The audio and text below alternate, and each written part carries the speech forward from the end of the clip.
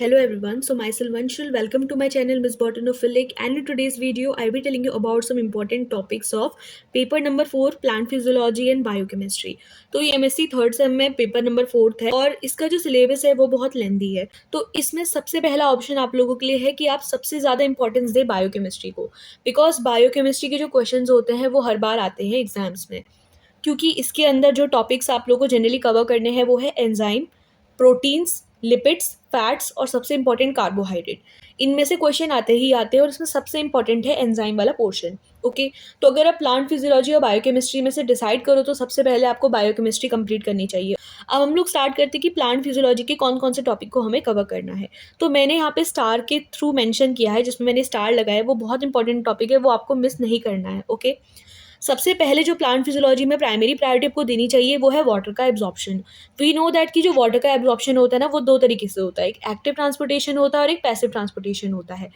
अब इससे आप वाटर के एब्जॉर्प्शन के टाइप के बारे में भी पढ़ सकते हो, और दूसरा जो ट्रांसपोर्टेशन का मेथड हो रहा है ना मॉलिक्यूल्स का मेम्ब्रेन्स के अंदर, तो उस चीज़ के बारे में भी आप पढ़ सकते हो, क्योंकि मेम्ब्रेन जो होती है वो सिलेक्टिवली परमेबल होती है और उसके अक्रॉस कैसे हमारे मॉलिक्यूल्स का ट्रांसपोर्ट होता है वो हम लोग यहाँ पे पढ़ सकते हैं। ओके, तो आपने एक्टिव और पैसिव के बारे में डिटेल पढ़ना है, क्या डिफरेंस होता है इसके बारे में पढ़ना है। हमें पता है कि जो एक्टिव ट्रांसपोर्टेशन होती है वो दो टाइप की होती है, एक प्राइमरी एक्टिव ट्रांसपोर्टेशन और एक सेकेंडरी एक्टिव ट्रांसपोर्टेशन। पैसिव के बारे में जब आप पढ़ोगे वहाँ आपको फैसिलिटेटेड और डिफ्यूजन के बारे में पता होना चाहिए। पैसिव ट्रांसपोर्टेशन के बारे में बोलते हैं तो वहाँ कैरियर्स और चैनल्स के बारे में इन्वॉल्वमेंट होता है। तो ये तीन मेम्ब्रेनस प्रोटीन के बारे में आपको पता होना चाहिए, पंप, कैरियर और channels. After this we have water movement. ये सबसे इंपॉर्टेंट टॉपिक है। वाटर जो मूवमेंट होता है ना, इसके पाथवे हमारे दो टाइप के होते हैं, एक एपोप्लास्टिक होता है, एक सिम्प्लास्टिक होता है। एपोप्लास्टिक का मतलब क्या होता है, जब वाटर का मूवमेंट होता है सेल वॉल या फिर इंटरसेलुलर स्पेसेस के थ्रू। और सिम्प्लास्टिक, सिम मतलब होता है फ्यूजन। ओके, जो सेल टू सेल होते हैं ना वो प्लाज्मोडेस्माटा के थ्रू कनेक्ट रहते हैं। जब इन प्लाज्मोडेस्माटा के थ्रू वाटर का मूवमेंट होता है तो उसको हम बोलते हैं सिम्प्लास्टिक मूवमेंट। तो वाटर का मूवमेंट आपने पढ़ना है with a detailed diagrammatic representation. After this we have membranous protein. ये मैंने आपको ऊपर ही बता दिया कि आपको तीनों मेम्ब्रेनस प्रोटीन के बारे में डिटेल पता होनी चाहिए। फिर हम लोग पढ़ते हैं फ्लोएम लोडिंग और अनलोडिंग। ये भी बहुत इंपॉर्टेंट टॉपिक है। इसमें जनरली कैसे जाइलम के थ्रू हमारा वाटर का ट्रांसपोर्टेशन और फ्लोएम के थ्रू हमारा फूड का ट्रांसपोर्टेशन होता है, ये दो बहुत इंपॉर्टेंट चीज़ें हैं। तो यहाँ आप जनरली जो दो important topic phloem loading and unloading के अंदर और कवर करते हो वो होता है ट्रांसलोकेशन के बारे में। ट्रांसलोकेशन मतलब कि जो प्लांट्स होते हैं उसमें फ्लोएम के थ्रू कैसे फूड का मूवमेंट हो रहा है। ओके, और ट्रांसलोकेशन के अंदर भी जो मोस्ट ऑफ द टाइम हमारे क्वेश्चन पूछे जाते हैं ना वो मंच मास फ्लो हाइपोथेसिस से होते हैं।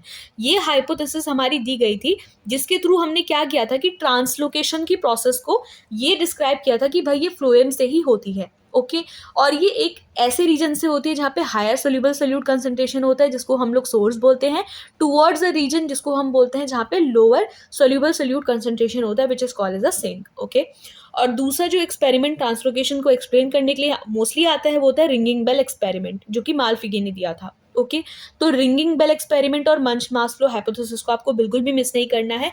इसकी जो थ्योरी होती है उसको एक्सप्लेन करना है और इसके मेरिट्स और डिमेरिट्स के बारे में आपको पता होना चाहिए।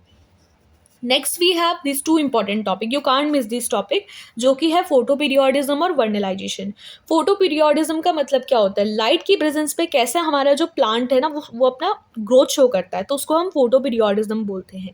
और वर्नलाइजेशन होता है चिलिंग इफेक्ट, मतलब ठंडे की प्रेजेंस पे एक कुछ ऐसे प्लांट्स होते हैं ना जिनको कोल्ड टेम्परेचर चाहिए होता है ताकि वो फ्लावरिंग कर सके। तो वर्नलाइजेशन और जो फोटो पीरियोडिज्म है ये दोनों इंपॉर्टेंट टॉपिक्स है, इनको आपको मिस नहीं करना है। इनमें थ्योरेटिकल जो नोट होता है वो आपके पास प्रिपेयर रहना चाहिए, बिकॉज इसमें से डायरेक्ट क्वेश्चन आते हैं एग्जाम में। After this we have growth hormones. काफ़ी लेंदी टॉपिक है, इतना डिटेल में इससे पहले हमने चाहे बीएससी हो चाहे 12th लेवल हो, हम कभी भी वहाँ पे डिटेल में इतना नहीं पढ़ते थे। ठीक है, और बहुत से ऐसे हार्मोन्स हैं जो कि काफ़ी न्यू है आपके लिए, चाहे वो ब्रेसिनोस्टेरॉइड हो, स्ट्रिगोलैक्टोन हो, पॉलीअमाइंस हो। ये कुछ ऐसे हार्मोन है ना जो पहले भी प्रेजेंट थे बट अभी क्या है ये एक नए तौर पर डिस्कवर किए गए हैं। तो इनके बारे में उतना स्टडी मटेरियल तो हमारे पास अवेलेबल नहीं है, बट आपको थोड़ा बहुत हर एक हार्मोन के बारे में पता होना चाहिए, उनका जो बेसिक और इम्पॉर्टेंट रोल है।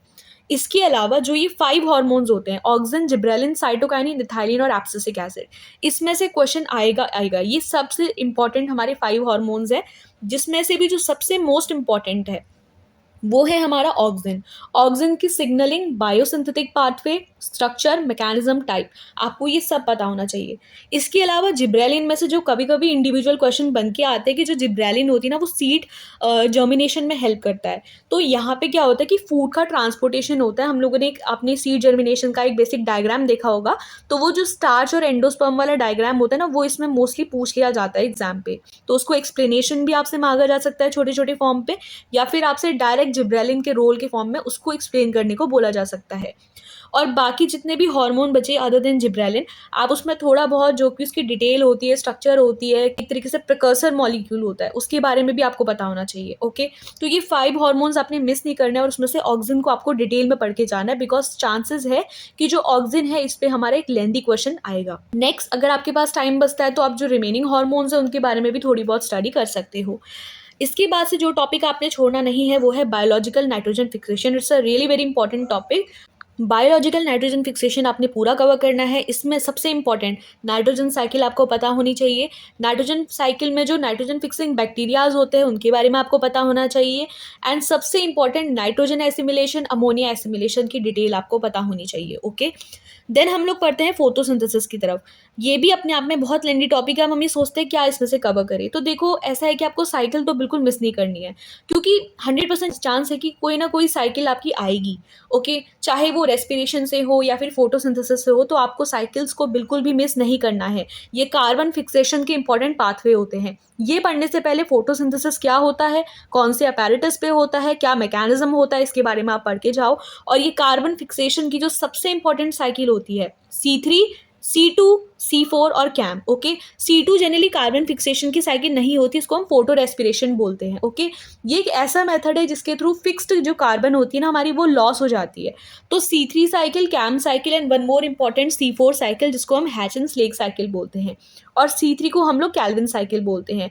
एंड इसके अलावा जिसपे most of the time question पूछा गया है फोटोसिंथेसिस टॉपिक पे, वो है इमर्शन एनहेंसमेंट इफेक्ट या फिर रेड ड्रॉप इफेक्ट। ओके, तो इमर्शन एनहेंसमेंट इफेक्ट और रेड ड्रॉप को आपको बिल्कुल मिस नहीं करना है फोटोसिंथेसिस में। आप साइकिल पढ़ने से पहले आप इसके बारे में पढ़ो, ये क्या होता है। ओके, देन आप साइकिल के पास मूव ऑन कर सकते हो। तो साइकिल आपने मिस नहीं करनी है, आपने इमर्शन एनहेंसमेंट इफेक्ट मिस नहीं करना है इस टॉपिक में से। अब हम लोग पढ़ते हैं कि रेस्पिरेशन के अंडर हम लोग क्या क्या कवर कर सकते हैं। ग्लाइकोलिसिस के बारे में, ट्राई कार्बोक्सिलिक एसिड साइकिल के बारे में, ईटीसी इलेक्ट्रॉन ट्रांसपोर्ट चेट के बारे में आप लोगों ने बीएससी में भी पढ़ा था। लेकिन जो P5 पाथवे है, ये पेंटोज पाथवे होता है, ये बहुत इंपॉर्टेंट है। और ग्लाइकोलिसिस, टीसी और ईटीसी को बिल्कुल भी मिस नहीं करना है। Most of the time glycolysis और टीसीए में डिफरेंस भी पूछ लिया जाता है। नेक्स्ट, जो सबसे लास्ट टॉपिक हम प्लांट फिजियोलॉजी के अंदर इंपॉर्टेंस देते हैं, वो क्रिप्टोक्रोम एंड फाइटोक्रोम, बहुत इंपॉर्टेंट है, स्टडी करना है।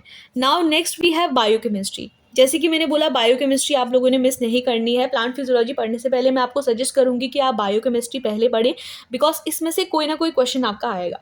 सबसे बड़ा और लेंदी टॉपिक जो बायोकेमिस्ट्री के अंदर है according to the Kumaon University syllabus, वो है हमारा एंजाइम। ओके, एंजाइम के बारे में हम लोगों ने बीएससी में भी पढ़ा है, जब हम लोग के पास केमिस्ट्री एज अ ऑप्शनल थी तब भी हमने पढ़ा था।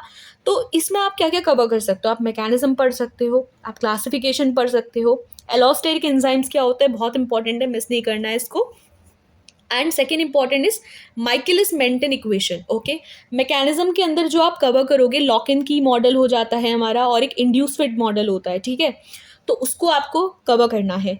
माइकलिस मेंटन इक्वेशन को बिल्कुल भी मिस नहीं करना है, इसको हम एंजाइम काइनेटिक्स के अंदर भी लेते हैं। तो इस पे इंडिविजुअल क्वेश्चन आ जाता है, लेंदी क्वेश्चन अगर एंजाइम पे आया तो उसमें ये चीज़ वो जरूर पूछेंगे कि माइकलिस मेंटन इक्वेशन क्या होती है। Okay, allosteric enzyme, classification, mechanism, you don't have to miss the topic enzyme. Enzyme के बाद जो नेक्स्ट मैं आपको प्रेफर करूंगी वो है, ये 4 आपके पास टॉपिक है, तो आप जिसमें भी कंफर्टेबल हो, अगर आपके पास टाइम बचता है तो आप ये चारों टॉपिक पढ़ सकते हो। Just you have to do a little bit revision. Carbohydrate, lipid, fat, protein, क्या क्या पढ़ना है, डेफिनेशन पढ़नी है, इनकी पॉलीमेरिक फॉर्म क्या होती है उसके बारे में पढ़ना है, स्ट्रक्चर कैसा होता है, टाइप क्या होते हैं, फंक्शनल रोल क्या होते हैं। इससे ज़्यादा एग्जाम में और आपसे कुछ नहीं पूछा जाएगा विद रिस्पेक्ट टू बायोकेमिस्ट्री।